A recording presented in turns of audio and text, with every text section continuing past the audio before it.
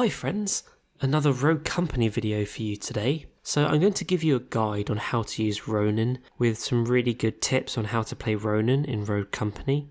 So Ronin's been my main pretty much since I started playing the game when it came out, and I'll share why, and I'll share just a few useful ways of how you can get the most out of playing Ronin in Rogue Company. Before I do that, I want to let you know I'm also doing a giveaway of free access codes to Rogue Company.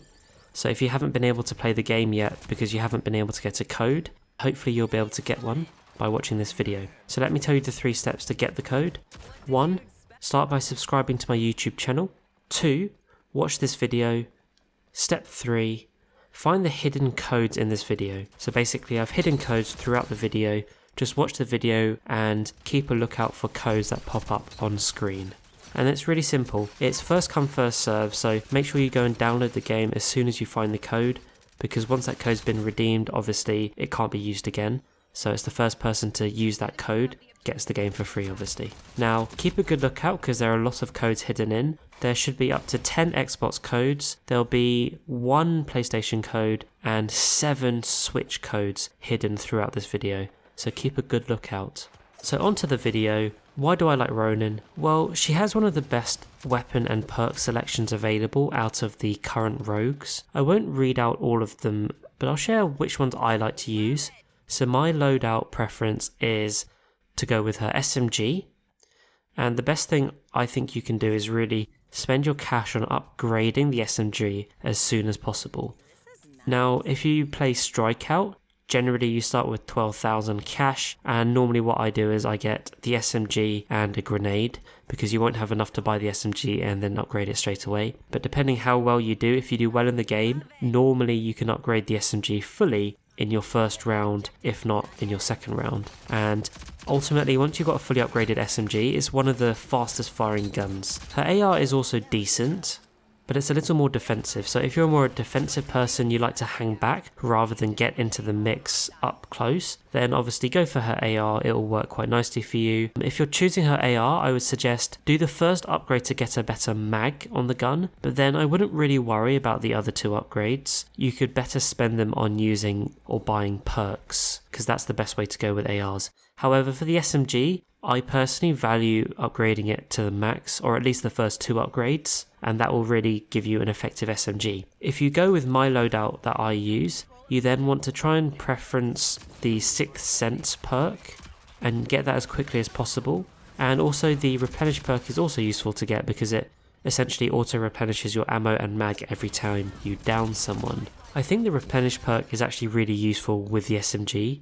I would definitely recommend kitting it out and upgrading the SMG as quickly as possible, and then trying to get that replenish perk and then that 6th Sense perk. In terms of game style, if you copy this loadout with these perks, the game style you want to take is really to be a bit more aggressive, because the SMG is a close quick fire gun and it is one of the quickest firing weapons in the game. You want to be sure you're getting closest to your enemies.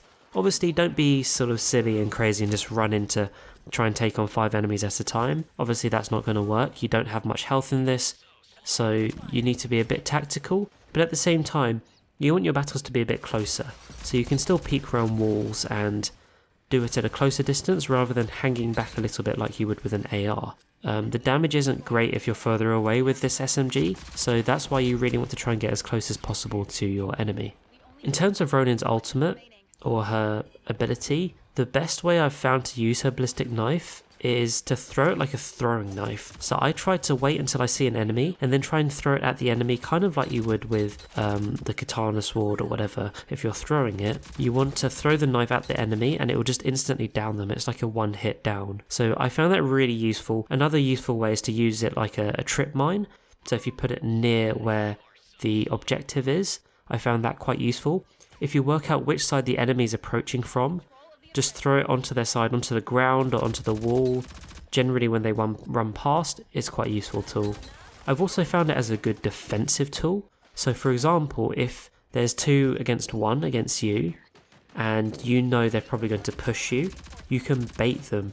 So you can throw it really close to you, maybe just in front of you or against the wall, shoot at the enemy, bait them to come towards you, because they're 2-on-1, they probably think they can take you out by charging you. Then if you back off, If they come to charge you, they'll trip it and one of them will get downed. Then you've got the SMG, which is good enough to easily take out that remaining enemy. So this is a useful tip on how to use the ballistic knife. It's got a few different kind of uses. You can use it offensively or defensively. I personally like to use it straight away because you get it right from the start. So my first down or my first kill is always me trying to use the ballistic knife as a throwing knife to down the enemy team. Another final tip about Ronin is it's actually great to flank with her. She's got decent movement, she's not kind of big and heavy, she's fairly agile, and she's got some good perks to help her out with that, which means if you've got any spare cash and you pick those movement perks, for example when she's shot at and she increases her speed, those kind of perks allow you to push with Ronin, especially again if you use my loadout, a really great rogue to actually push with and flank with because of her speed, because of the perks that increase her speed, because of the fast fire weapon she has as an option. I think that's a really good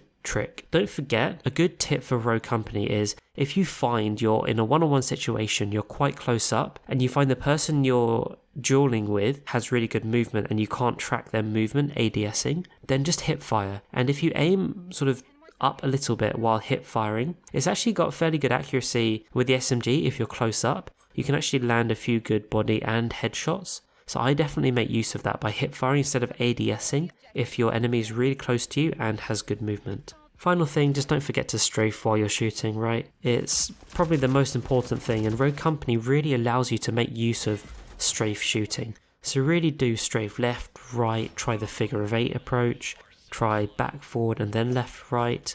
So mix up and try non-linear movement while you're strafing. But if you don't really strafe, or you haven't really strafed before, then just start by trying to move left and right as you shoot, and make sure you're adjusting your sights as you're doing that. And it will really help you get more eliminations and more kills just simply by moving as you shoot. And there you have it. Those are some simple tips on how to use Ronin and a bit of an idea of what loadout I go with.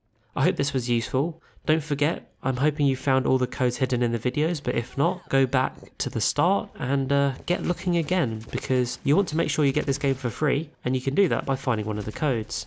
Good luck, thanks again for watching, I appreciate all the support, and I'll catch you later.